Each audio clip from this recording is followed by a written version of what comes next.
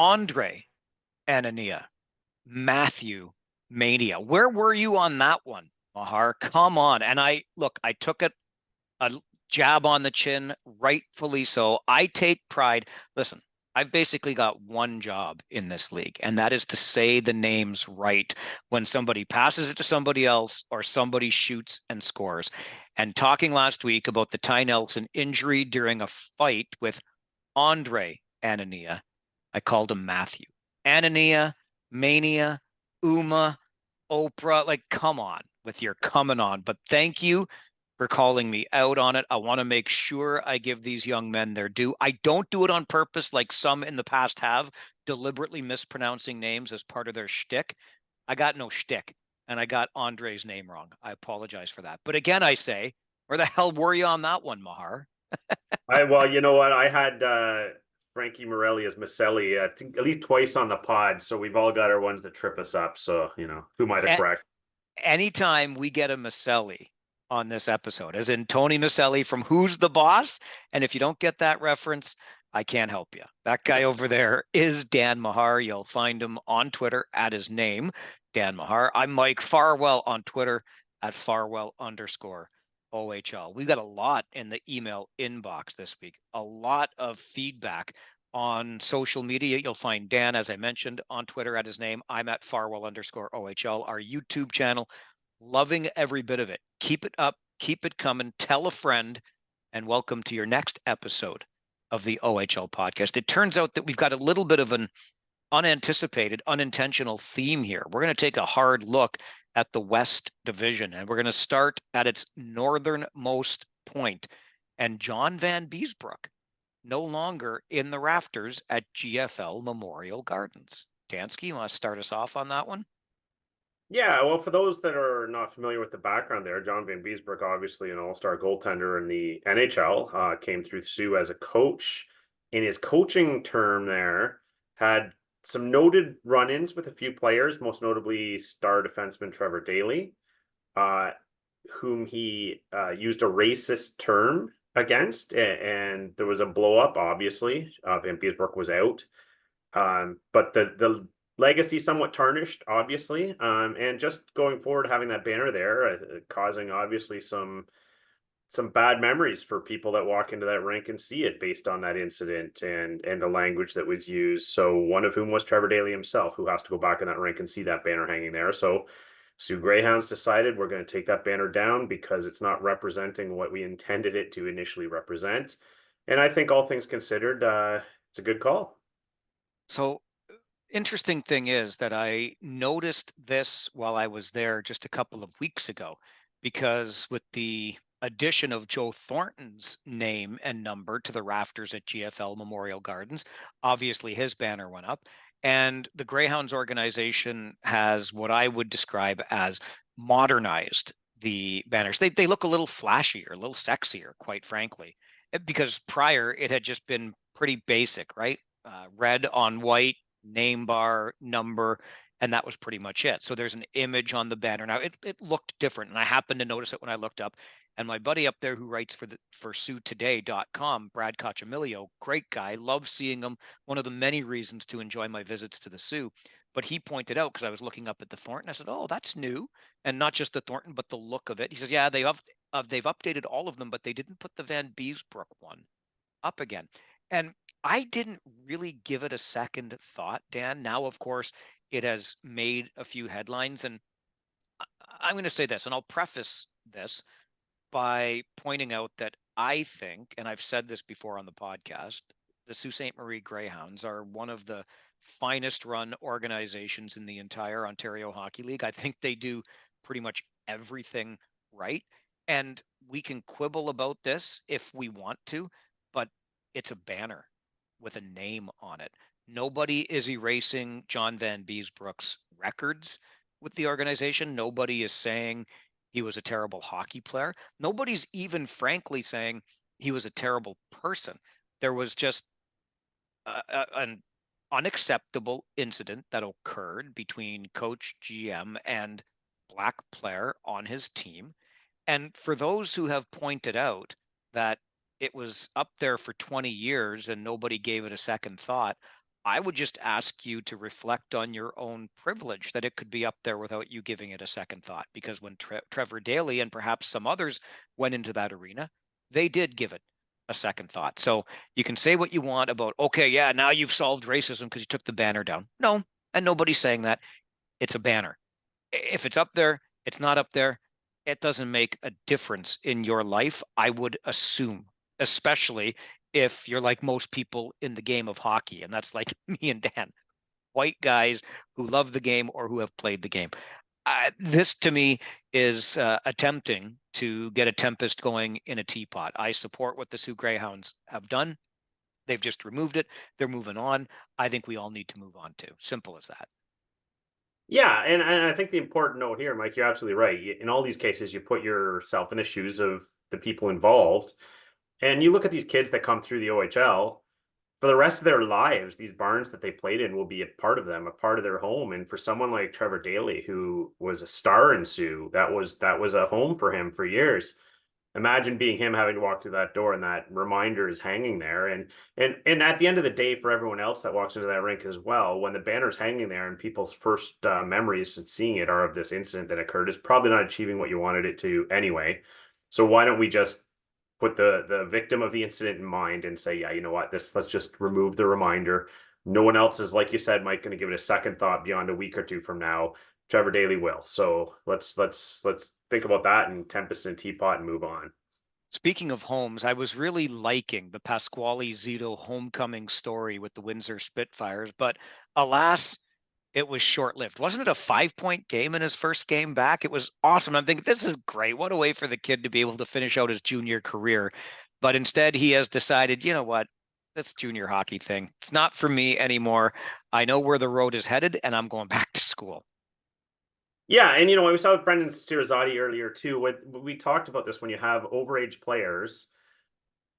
Obviously, the majority of them are committed and they're in. But you have to be. Your whole heart, your whole head has to be into it. And obviously, with Pasquale Zito not having played in the OHL for the first part of the season until he was traded, decided, yeah, I'm going to come back and give it a shot. But clearly, his head was wavering all along on where he wanted to be, where his commitment lay, and for one reason or another, decided, you know what, it's not working out as I planned. I'm going to focus back on the education, and that's fine. Short-lived, had a great night or two there.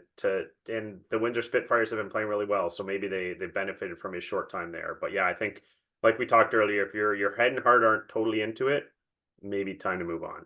I was thinking too about how well the Windsor Spitfires have been playing. Cole Davis, Liam Greentree really playing some good hockey right now, as well as the rest of the club. But it is decidedly different than the way the Barrie Colts reacted when Sirazotti didn't show up, right? There was a request for an investigation from the league. I don't think one has happened nor will be forthcoming. It's just these things tend to happen, but it's been pretty quiet in Windsor. And Bill Bowler, the GM there, basically said, listen, this doesn't really surprise us. We had a feeling he might have been leaning that way, and que sera, sera. Now, I guess it's a little bit different in terms of the assets spent to, in this case, reacquire Zito versus what the Colts gave up and got Sirazotti, at least in part, in exchange. But I mean, it's water under the bridge now, and I liked the story. So many times I've said, stealing from our colleague Jeff Merrick with Rogers Sportsnet, that he doesn't so much root for the game as he does for the story. Doesn't so much root for the player as he does for the story. I liked the Zito story, kind of a homecoming there, but I give the kid credit for having the gumption to say at this stage of his career, I'm done with hockey, at least at this level, at least for this moment, and off to school he goes. Yeah, and I think for a guy like Pasquale Zito too, like a lot of them, they hoped not to necessarily play their overage year in the OHL. They hoped it would have been moving on to maybe pro ranks at this point, and you'd spent your whole life in the game trying to achieve that goal. And when you're starting to realize that maybe you're not going to get there, then you start to question a lot of things in your life. And maybe fifth year in the OHL as an overager doesn't appeal as much to some, and that's fine. Everyone's entitled to those decisions, but yeah, that does happen from time to time. All right, so that's the Sioux, that's Windsor. Let's go to an email that comes in from Les, and keep the emails coming. We love to get them. OHL podcast at Rogers.com. Love us, hate us, like us, dislike us, think we're funny, think we're goofs. think we're not funny at all, whatever, or you want something, a talking point that you're interested in us exploring, Les writes to ohlpodcast@rogers.com. Interested in your thoughts on the hit that caused the injury in Sunday's game between Sarnia and Windsor. I understand that there was no intent and it was kind of a freak incident, but you do see that type of play quite a bit, the kind of stop reverse hit. I know a lot of it is probably self-preservation as the player is anticipating a hit themselves, but at a minimum, isn't this interference as the players are generally converging on the puck? This is my favorite part of Les's email. Love the content, even with the Kitchener bias. LOL, sincerely, Les. Appreciate you, Les. We do our best. I guess when you grow up in a town, it's hard to shake that town. But Dan, I'll start with you on the injury reverse hit to Zach Filak. Yeah, first of all, thanks, Les. We do our best, but we understand there's always going to be a little bit of bias based on where we're located. But on the reverse hits, I do think that it's high time. You're seeing a lot more of them. So I do think it's high time that the league comes out with some clear guidelines on what is legal versus illegal. There's the players are all taught to brace themselves and prepare for the hit.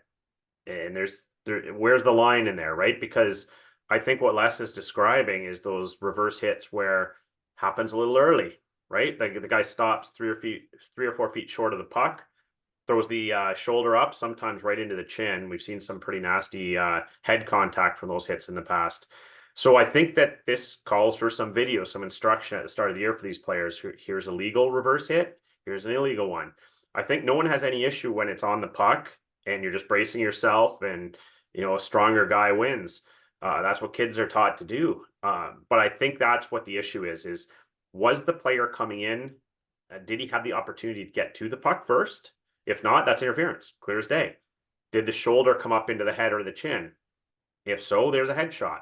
So there's pretty clear parameters in my mind that if they start training people on that, I think what's lacking right now is there hasn't been a lot of training in that, Mike, at least to my knowledge. To my knowledge, it's just here. You reverse hit's fine as long as you've got the puck and you're protecting yourself. So there's some gray area there that players will start to take advantage of. And we've seen some pretty nasty ones when that buffer zone was kind of violated. So that's kind of my take on it. I know it sounds a little wishy-washy, but I do think there's a line there, what's legal and what's illegal. Funny you should mention video because that's where I wanted to go with this particular example. And, Les, your point about our bias or lack thereof notwithstanding, I've got no horse in the Spitfire Sting race here. So I'll just give it to you the way I see it. And I wish we could see every single game, every single weekend. Video on this one was tough to get, but video in this case is something that the officials on the ice did review. And in fact, after reviewing it, decided that there was no penalty on the play at all. So I'll liken that to something I did see in a game I was involved in on the weekend. And that was on Saturday between the Erie Otters and the Kitchener Rangers. And I didn't see what happened to Rangers forward Adrian Misljevic. All I saw was that he was on the ice. He was writhing in serious discomfort and he needed help getting off the ice without really putting any weight on what appeared to be one of his legs injured. And so the officials, 5 minutes went up on the board for slashing. And the officials took a look at it and ultimately reduced it to 2.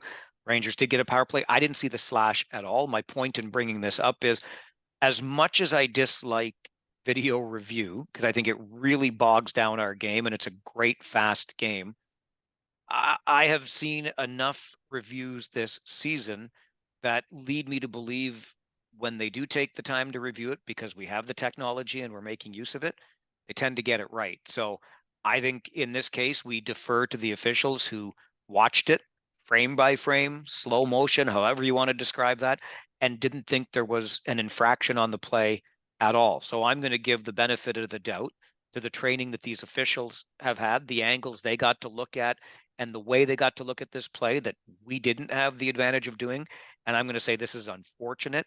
It's a little bit fluky, but the end result is not even a penalty in the eyes of the officials doing that Spitfire Sting game. So obviously we don't want to see players injured. And I'm hearing that it might not be too serious for Filak, which is a good thing for sure. I want the best players on the ice every single game, 68 games a year, 60 minutes a game if they can play it. But in this case, I think we'll just defer to the officials having gotten it right often when they go to video this year, and I think they got it right this time around. So I think you make a good point, Dan, on how these guys might be able to be trained as officials and what to look for, and the players get some instruction as well. But we just have here one of those things that unfortunately happens from time to time in the game of hockey. Yeah, yeah, for sure. And Mike, when the game evolves and things change, and I think when you start to see something proliferate, like you're seeing with these reverse hits, you didn't see that a lot going back over the decades. You're starting to see it more now. And one of the things that comes from training and video work is not just understanding the difference between legal and illegal, but for the attacking player as well. These The worst of these hits tend to happen when a player starts reaching early and leaning, right? So you can start to teach these kids better about how to attack that puck without putting their head in a vulnerable position or without putting their body in a vulnerable position. The angle of attack, when to reach in, all those body leverage, those types of things, because you can certainly train these kids to actually be a little more protective of themselves when they come into these situations. So it's a two-way street on the education piece. But I think whenever you see something start to evolve in the game and proliferate, it's time to address it at least with education.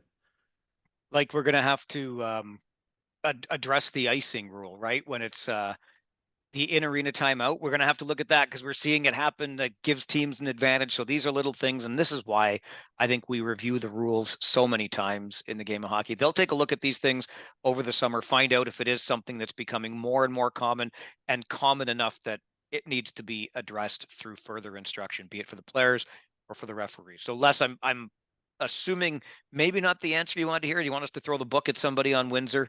We're not feeling that way in this regard, but keep the questions coming to the inbox. And so we'll stay in the West Division and answer another question. This one coming from Alex, who writes to OHL podcast at Rogers.com. I am Alex Shepard, a Flint Firebirds season ticket holder. Attaboy, Alex, way to support the local team. I was wondering if you could do a segment on them. They've really been pushing up the ranks with 2 OT wins last week, and Nolan Dan, and hoping to keep up the record this coming week. Thanks, Alex. P.S. Can I get that media room list? Okay.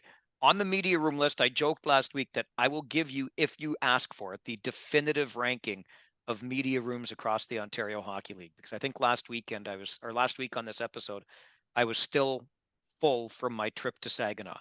That'll come, the definitive media room rankings. But to your question about the Flint Firebirds, gladly. I just wonder, Dan, if Alex is feeling a little less enthusiastic this week.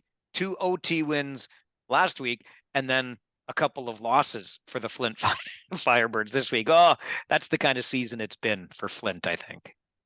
Yeah, and Flint has kind of flown under the radar, admittedly, in the league and on this podcast for a few reasons. One, initially sold, so it looked like kind of waving the white flag this year, but then they bought, right? So we talked about how interesting it was, and we weren't quite sure what they were doing, then giving up assets to get Oliver Peer, but Oliver Peer is continued producing. We've got the Petrie brothers that are putting on a show, and of course Nolan Dan. What a sneaky good shooter that guy is. You forget about him, right? He put up pile up points in Sarnia. He just scores wherever he goes. You've had these players over the years in the NHL that seem to move around a bit. You don't think of them as top tier, but everywhere they go, they just produce, they just score, they just score. And Splint's core has been actually quite good.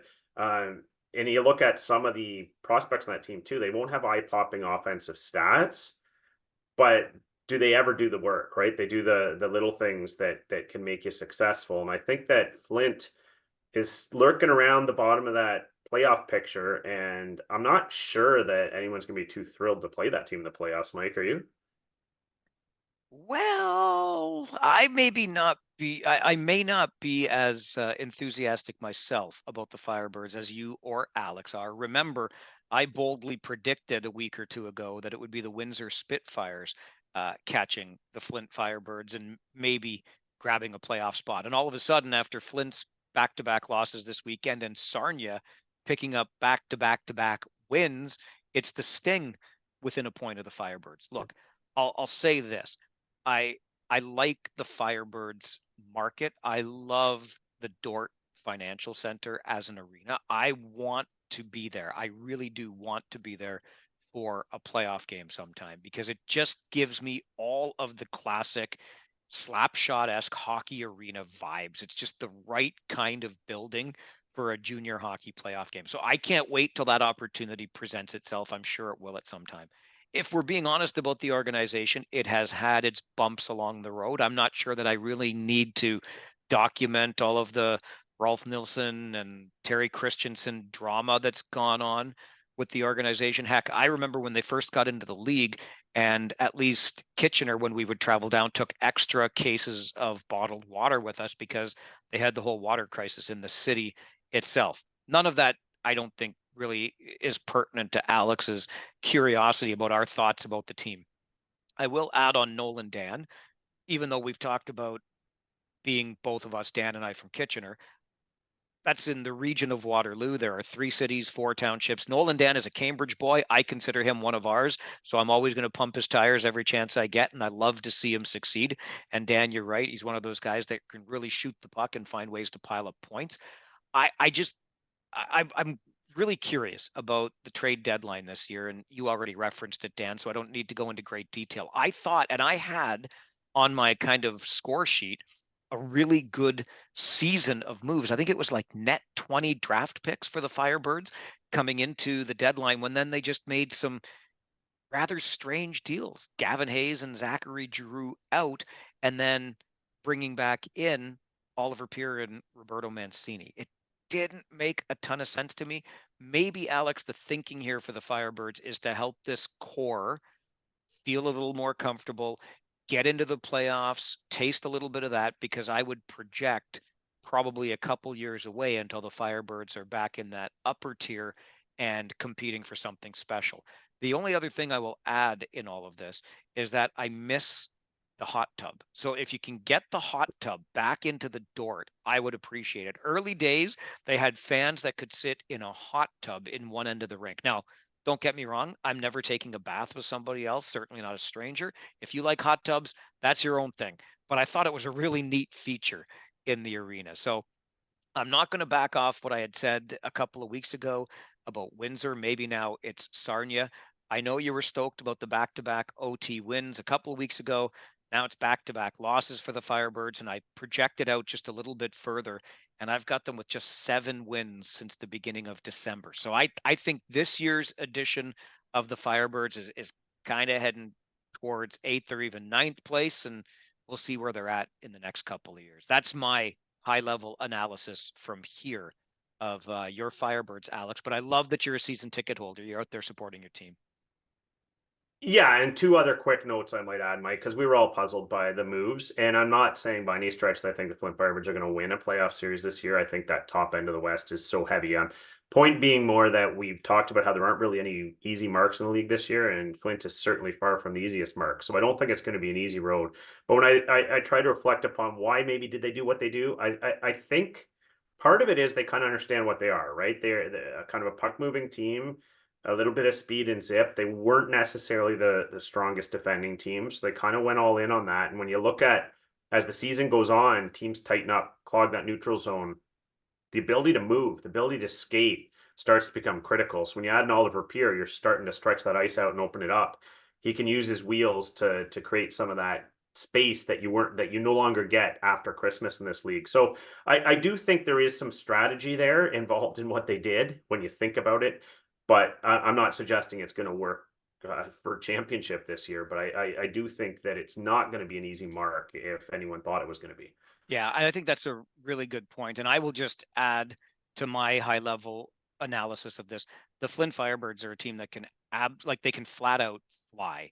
And when you get that core, you mentioned the Petrie brothers, so you get those guys working around the offensive zone, you throw in a Dan, you throw in some of those others, then you've got a team that can really whip the puck around, some sharp shooters there, and again they can flat out fly. You're going to play an up tempo game against them most of the time. Fun to watch. Keep those seasons tickets, because in a couple of years I think you're going to be really happy that you're one of those with the guaranteed seat, and I hope I get to see you in a playoff game that season when it comes back around, because I haven't had the chance yet to experience a playoff game in that arena. And to just add on the arena, I talked about this, I think the beginning of this year or late last, but some really nice work done there with the renos there, the new seats, the ribbon advertising that goes around, all of that stuff with the video board, et cetera. So well done. They're just a couple of years away from where I am sitting. That takes care of every team in the West except the Saginaw Spirit. Should we just throw in there, yeah, they're good, and move on? I think that's pretty I much it, think right? that's, yeah, that pretty much covers it. That's all that needs to be said about Saginaw right now. I think we gave them a lot of treatment last week too.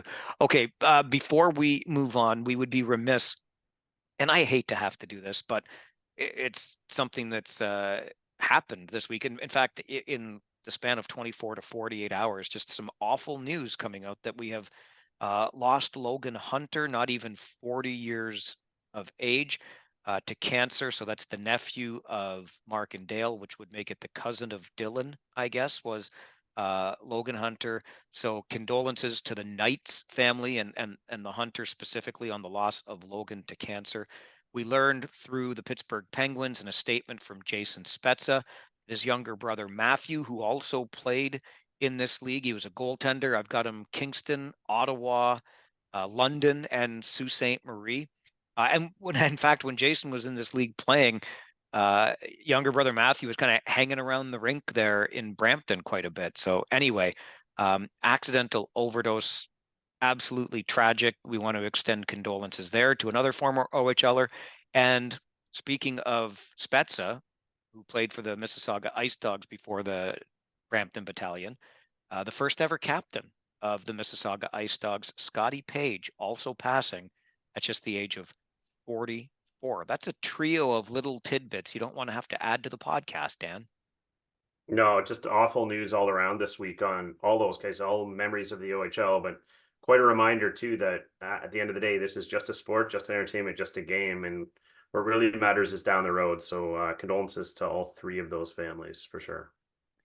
I started to wonder how difficult it is to score 50 goals in this league. And the answer is probably not all that difficult, but I'll fill you in on why I was curious about the question. Also, another great email from Troy, who's curious about how we schedule things in the Ontario Hockey League. And I'm just going to flat out say it. I love the Eastern Conference right now. We'll get to all of that as we continue with this episode of the OHL podcast. So let's just start, Dan, with the Eastern Conference. And I know you and I didn't go into great detail on our pre-pod notes, but I don't think there's much that needs to be said other than how much fun the Eastern Conference is right now. At least that's the way I'm seeing it. What day is it? Who's in first? Oh, okay. So it's Sudbury right now, but Hamilton had their moment. North Bay, when this weekend began, the Brantford Bulldogs, I said Hamilton. You know what I I was going meant. to call you on that, but I didn't You want should. Don't listen. You already let me down on Andre and Anania last week. Don't do this to me again. So Brantford and Sudbury play on Friday. The Bulldogs come from behind to win the game and then take over first place. What happens the next night? North Bay comes into Brantford, wins, then North Bay's in first for a minute. Then Brantford goes and plays Oshawa, gets drummed by the Gens, but now the Gens are right up there. We've got four teams within a point of each other. As of the moment of this recording, the Sudbury Wolves are still sitting in first place. But you've got Sudbury, you've got North Bay, you've got Brantford, you've got Oshawa, and Ottawa's not far behind in all of that. What an absolute blast it is right now, at least as an observer. I wouldn't want to be a coach or a player in that. And the Bulldogs without Nick Lardis, I'm sure they're very anxious to get him back. But anyway, Eastern Conference, tons of fun right now. Yeah, I love this, Mike. This is what I love about following this league when you have it this wide open and this many good teams, this many teams with a shot. I actually find it more intriguing than when you have a powerhouse or two that look like they're going to run through the competition. As great as it is to reminisce about the power on those teams, it's way more intriguing when everyone has a shot. My only wish is that these teams all stay healthy. I don't want to see health be a big factor in the playoffs here. I want to see the wars that we're going to see. And boy, is it ever hard to predict who's going to come out of that conference right now, because every single one of those teams you just named has a viable case to run through that conference. I think if they get hot at the right time, a lot of strong goaltending in that conference. We all know how goaltending can make the difference in the playoffs. So which one of those guys is going to, post a 930, 940 in the playoffs? Yeah, it's just there's so much intrigue in that conference this year that I just can't wait for the playoffs to start. Hard to argue with that. And as I'm looking at the standings, Sudbury at 59, Oshawa, North Bay, Brantford, all at 58 points. Then there's Ottawa at 54, Mississauga at 52. You're talking 1 through 6, separated by 7 points. And we've given a little bit of extra love on back-to-back weeks to both the Oshawa Generals and the Brantford Bulldogs, because these were teams that we saw, liked the way they were playing, and it's just tons of fun. I thought it would be remiss if we didn't at least mention how much fun that is. And of course, on the other side, you talk about those dominant teams, and we made a quick passing mention of the Saginaw Spirit. You got to talk about the London Knights, which I believe are now up to 19 games without a regulation loss, 17 0 Might and be 2. 20. I It's think it's 20 now, so 18. I 18. think it's 18-0 and 2 now. So yeah.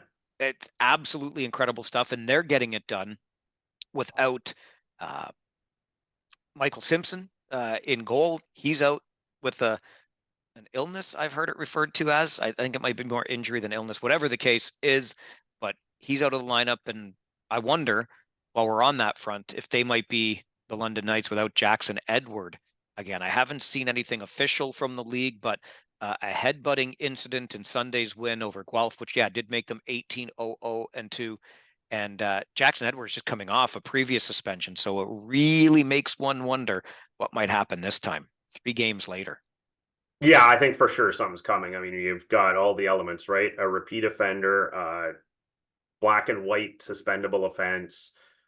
Just a question of how many games it's going to be for Jackson Edward, I'm afraid. Although the good news for the London Knights is Michael Simpson did return to that game yesterday against Guelph. So whatever it was he's dealing with seems to be over that hump, and played a terrific game when Guelph especially was pressing late. Made, I might go as far as to say, the save of the year. I don't know if you get a chance to see the video, but there was a terrific save he made on Mr. Snellgrove on Guelph, who's I mean, that team is starting to come with some of the young players, and they put on a push at the end, and Simpson was phenomenal. So a lot going right for London, but yeah, I think they're gonna have to do it without Jackson Edward for a few games. I saw Damian Slavic make a save of the year candidate in Kitchener on Friday night as well, robbing Luca Romano of the Rangers. So maybe a good weekend for the goaltenders. And while we're talking about suspensions, though we haven't heard anything yet official on Jackson Edward, we have on Owen Protz. And this one's got people raising a few eyebrows. And I looked around to try to see if there had been a rule added that I missed. And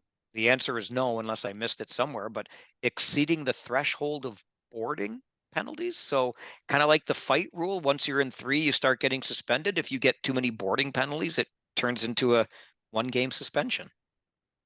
Yeah, and Mike, the fighting one was communicated relatively well by the league. We knew that here's the deal: you get in 3 fights without the instigator, and the next one you're sitting. So we knew that. This one was news to, I think, everyone, and there's no official word of what that rule is. So obviously it's something similar to the fighting rule, and I guess they're deeming that boarding is a dangerous play. And if you have a repeat pattern of taking that type of penalty, you're a danger to other players. So there is a threshold where you're going to sit after you take enough.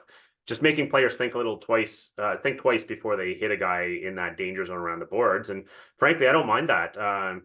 I know not all boarding penalties are created the same, so you run the risk of some players getting a chintzy one, and then suddenly maybe you're sitting if you take a second or third. But in spirit, I don't mind that rule, because boarding's one of those things we don't want to have in the game either. So it's interesting to see they have a threshold. How hard is it to score 50 goals in the Ontario Hockey League? I started wondering about this because a player I see an awful lot of in Carson Rakoff was making it look like one of the easiest things you'll ever want to do. He started the season on a tear, and he had 37 goals in his first 33 games this season. And so the question wasn't going to be uh, if he got to 50 goals, it was how soon he got to 50 goals. And then suddenly Carson Rakoff found himself in a bit of a slump. No, not a bit of a lot of a slump. He has gone goalless now in 9 straight games. So the wheels start turning. I sent Dan a text and said, when do you think the last time was that the OHL did not have a 50 goal scorer?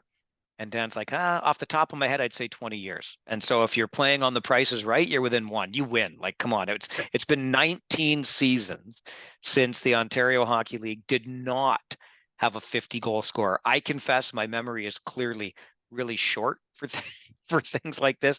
And I'm like, okay, there was 50 goal scorer last year, but what about the year before that and the year before that? Anyway, you've got to go back to the 04-05 season when Corey Perry won the scoring title with 130 points, but he only scored 47 goals that season. From 2005-06 until 2022-23, there has been at least one 50 goal scorers. In fact, there were two in each of the past two seasons. You can go back and find 6 players in 18-19 who scored 50. We've got some 60 goal men in there, including Jesse Boucher, Alex DeBrincat. Tavares had 70 plus back in his prime. So it just goes on and on, going all the way back. Dane Fox scored 64 one season. So it was Reed Boucher. I said Jesse, I was but going to say, I was got going to the call you on that one too, but start now I'm calling on me. my It's edge. So see all of these things. It's the randomness that comes in. Reed Boucher with the yeah. Sarnia Sting did it. No relation to Jesse either. But anyway, the point is tons and tons of 50 goal scorers. Now I didn't look at every one of them, but the sampling I did take, not a one of these players had a 9-game goalless drought during their 50 or 60 or 70 goal campaign, which just makes me look at Carson Rakoff right now and say, boy, this guy is really, really struggling. Yeah. So a few things. I don't want to suggest it's easy because we had all those names you listed. When you look at, over 200 players in the league every year and one or two do it, obviously it's a very hard thing to do. But this is one of these things. I'm not going to profess to be a higher end player by any stretch. I had a lot of holes in my game, but generally my role was trying to score goals. So I have a little bit of insight on this role, and it's a hard thing, and it's a hard thing for a lot of reasons. One, when you stop scoring for a game or two as a goal scorer, it gets in your head. The mental game starts to play. You start to feel like you're never going to score again. You're never going to, so you start clutching the stick a little harder. And then the second piece, obviously, is players key on you. You get the best defenders. You get everyone putting a body on you every chance they get. So things compound through the year where it gets tougher and tougher to score, and you got to get out of your own head, and you got to start beating these better defenders and this tougher checking. So you can shoot out of the gates to the 25 or 30 before anyone's paying too much attention. But then when they're paying a lot of attention, it gets that much harder to get to 50. So I don't want to ever suggest it's easy. But with goal scoring, we also know that these players, they're all streaky. It comes and goes. Very few of them are scoring a goal a game all year. A lot of them have droughts. They'll go 5, 6, even 10 games without a goal, and then they'll score 6 goals in their next 3 games or something like that. So I expect that's what you're going to see out of a guy like Carson Rakoff. But just keep in mind, those are the factors he's playing with right now, and he's in his own head a little bit right now and struggling with some of that checking. So it's not easy to score 50 is my my bottom line. It's now going to be really intriguing to see that he gets there because, again, as I said earlier, it looked to be a matter of not if, but how soon, right? 37 goals in 33 games. Well, given the absences for the World Juniors and injury here and there for Carson Rakoff, he's only got 18 left. The Kitchener Rangers have played 50 games, so he's got 18 to play, and he needs 13 goals in those 18 games to reach the half century mark. I think that makes it intriguing, despite the crazy tear that he was on pace to score 70, right? So, and freakishly, the last 2 times he scored in games, he had hat tricks both times, back-to-back hat tricks, and then nothing.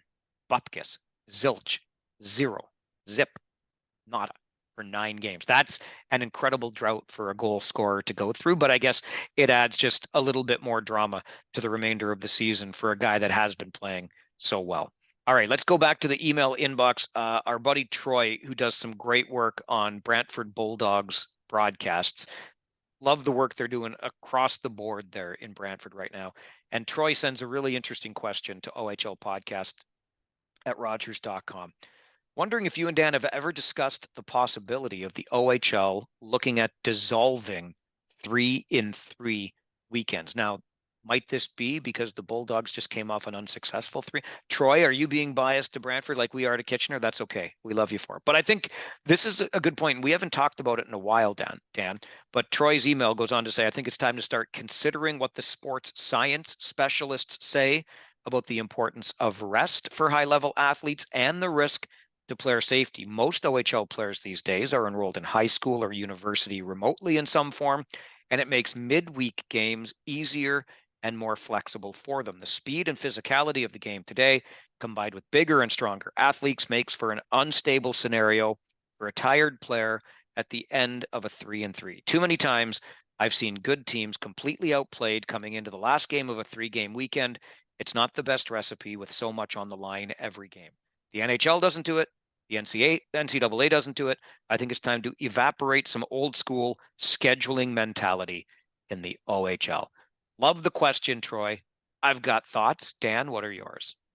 Yeah, well, I 100% agree with Troy. As I've been actually lobbying for the NHL to ban 2-2s, and from that standpoint, it's more thinking of the fans. You're paying hundreds of dollars for a ticket, and you definitely get an inferior product on the second night. So I'm thinking of the fans and the OHL, thinking partly of the fans as well. You're not getting a great product on the Sunday afternoon after a team played Friday and Saturday night, but more for the kids themselves. It's kind of unfair to ask them to perform at that level, and it may sound like an excuse. Oh, these guys got to suck it up. They got to.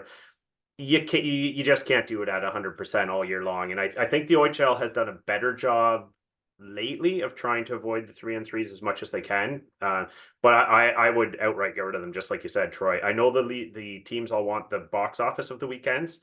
It's a little better, and the bottom line really rules the day at the end of the day. And also to keep these kids in school during the week as much as possible. So there's educational concerns. All that said, I think we saw with the schedule this year, it's doable to limit them to 2 games a weekend and still get most of the schedule in. Yeah, sure, you're gonna have your odd Tuesday night, Thursday nights here and there, but I'm with you, Troy. I think for the quality of the game, for these kids themselves, for the fans, for all involved, abolish 3-3s. So I want to be with you on this. I like you, Troy. Dan, I think you're okay. But you just said the two things, Dan, that I think are the biggest factors in continuing with 3-3s. One is the kids are generally in school. And I know you can roll your eyes at that. How many days are they in classes or that whatever it is. But anyway, the kids are in school or supposed to be in school. And the bigger piece of this, and I know we don't like to talk about it, especially in major junior, but it's a business. And again, if I use my bias of having grown up in and now working in Kitchener, you know, Dan, as well as I do, that the Kitchener Rangers could schedule a game at 9 o'clock on Wednesday morning and thousands of people are going to show up for it. Not every market has that luxury. So, yes, while it's all well and good to say, let's play some more weekday games, not all markets are going to draw on a Tuesday or a Wednesday or a Thursday night. Some markets, Barrie, North Bay, jump to mind immediately, have established a Thursday night home game, and maybe that works to a degree. But the bottom line is the bottom line. And the box office is always going to be better on the weekends. Now, look, I've been around long enough to have heard the stories. I remember when Belleville was still in the league, what we call the Eastern swing used to be Kingston on a Friday, Belleville on a Saturday, and Ottawa on a Sunday afternoon. And some of the stories I heard was that teams would lobby Ottawa, like, come on, can you just make it a night game? Give us a little bit more rest. And Brian Kilgary would be, no, our fans, they love the afternoon. Got to come in for the afternoon. Meantime, Ottawa would not have played on Saturday. And the team that comes in on the back end of a 3 games in 2.5 days is basically a sitting duck. For years and years, 5, in fact, I remember because I was there for all of them. We used to play a home game on Friday night with the Kitchener Rangers, head down to Sarnia and overnight there before crossing the border to get into Saginaw for a Saturday night game, and then go directly from there to the Sioux for a Sunday afternoon game. Same idea. And I'll tell you what, you might as well have just put the 2 points in an envelope and mailed it up to the Sioux and saved yourself the trip, because the visiting team in that situation, and in my case it was with the Kitchener Rangers, were overmatched completely, and for 5 years in a row went 0-10 up in the Sioux with those two trips because they were always on that Sunday afternoon. So I get where you're coming from, and I think the point about if this is ever going to change, it's going to have to change around the player safety argument, the health, the well-being, and the risk of injury to the players who really are your greatest asset in this league, right? Without them, ain't nobody paying to come and see your product. I just don't know how you get around it unless you're willing to start shaving some games off the schedule. And I don't think there's going to be an owner in the league that's all that interested in that. So I'm open to it. And how's this for a compromise? Because I'm getting older. I find it hard to go to the rink 3 times in 3 days. Sometimes I get tired. I've noticed with the Kitchener Rangers, we've had two 3-3s this season. I forget how many London has had, but did we mention already the 20 straight games without a regulation loss? I think they're doing just fine with their 3-3s. Thank you very much. Maybe we can find a sort of magic number where no team shall play more than this many, 3 or 4 3-3s. I don't know what the number is, but let's talk about that. I'm open to that. Otherwise, I just don't think you can do it. Money matters, and the kids are in school. Well, just quickly on that, Mike, maybe have I'm going to throw out some compromise here too. So on the education thing, I think a lot of these teams are affiliated with these educational academies now who work around their schedules. So maybe that's a bit of a workaround. You know, if you can take some classes on a Tuesday night instead of being in your high school during the day, who knows? Maybe that helps on the educational side. But here's a potential compromise. I hear you about the box offices, about the number of games, et cetera, et cetera. So if we deem that it's 3 or 4 times a year, whatever the number is that every team's going to have to play a 3-3. What about this? What about we designate those 3-3 weekends and everybody plays 3-3s? No competitive advantage. Everyone's doing the same thing. This weekend, that weekend, and this weekend are 3-3s for everybody. And then you can get them in. And maybe that's a compromise. I don't know if it works from the building availability standpoint. Just thinking there might be workarounds if we try. Yeah, I know. You know what? I love that, but I think Herbie Morell's head just exploded. Herbie is the guy that is the schedule maker in the Ontario Hockey League, and he's old school too, like pen and paper, well, pencil with eraser on the end. Anyway, interesting. And sure, maybe that's it. I guess the only other thing I'd add then is you're basically advertising when you're going to be diluting your product. And I don't know. I think what we are recognizing here is much like you said, Dan, you'd rather the NHL not play on back-to-back nights. Well, the reality is for a 68 game major junior season or an 82 game NHL season, you want to get all the games in, all the revenue earned, and this is unfortunately the reality. And you're gonna take the risk. I guarantee you, this has been calculated before this episode of the OHL podcast. You're looking at the risk of injury, man games lost, revenue. And at this point, obviously, it still says we can get away with playing 3-3s. That's my 10 cents on it. Yeah, I don't disagree. You're right. There's realities that the league's going to have trouble getting around is the bottom line. But I don't Okay. like them. I don't like them either. I really don't, because I feel, and I've seen some dog game. We all have. We've all seen dog games in this league over the years because one team is fresh and the other team is on the tail end of a 3-3.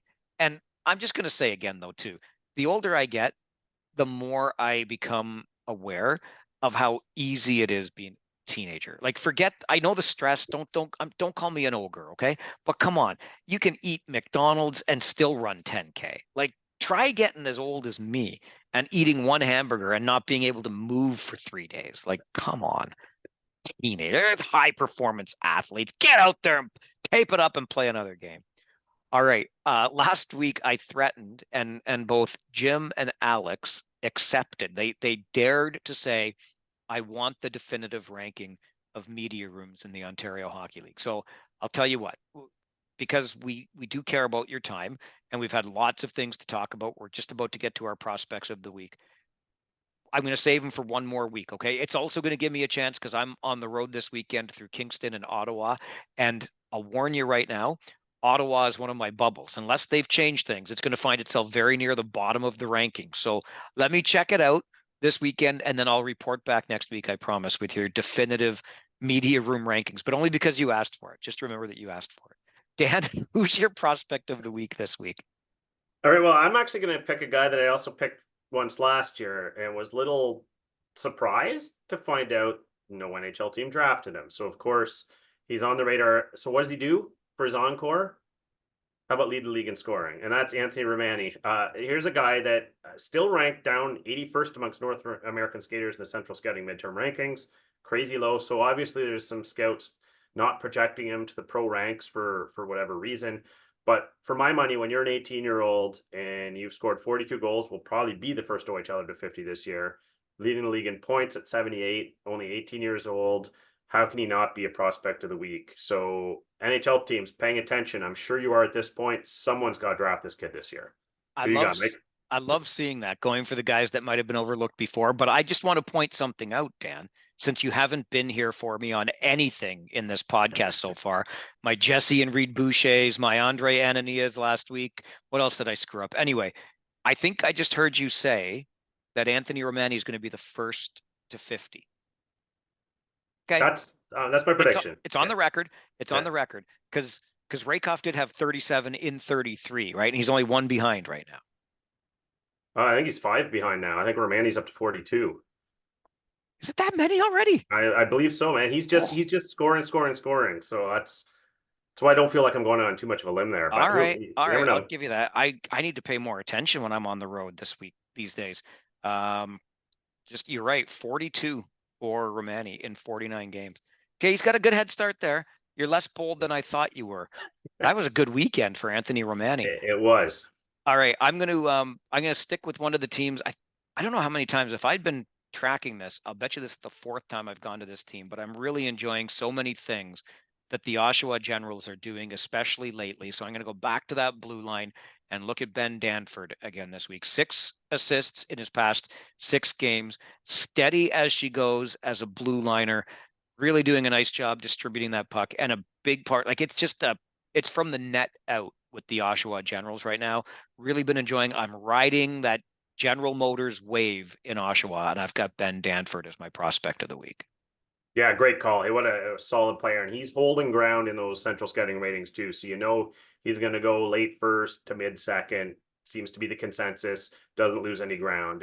But what a jump some of those OHLers made. Hello, Jet Luchenko. Some of these guys are hitting the radar heavily in the last half of the season. So it's starting to get interesting. A lot of buzz around the rinks, seeing a lot of familiar faces when it comes to scouts being in, keeping a closer eye on these guys. And when you talk about a guy like Danford like that, who has kind of been holding steady in those rankings, it's not the easiest thing to do. Remember, a year ago, it was a foregone conclusion that Cam Allen might have been a top 10 and started to kind of slip from that. There's a lot of pressure that goes with this sort of stuff. So anyway, we got a Romani who was overlooked before, and we've got a Danford who's been on a pretty solid trajectory through most of this season. Your definitive media room rankings will come next week. I promise I'll make more notes while I'm away this weekend. But thank you very much for joining us on another episode of this podcast. Keep those emails coming. Give us a like, subscribe, tell a friend, and by all means, continue enjoying the games. Dan, if this keeps up the way that it does, we might not be able to walk into arenas without people hounding us for autographs after all. I don't know, man. Yeah, I'm not going to hold my breath on that one, Mike. Maybe you, but probably not me. So I am not going to hold my breath on Romani beating Rakoff to 50. That's another one. We got some more bold predictions coming out. Guaranteed, we'll have more. You know where to find this. Subscribe to the YouTube channel, and please do tell that friend and give us a review. Thanks for listening to another episode of the OHL podcast.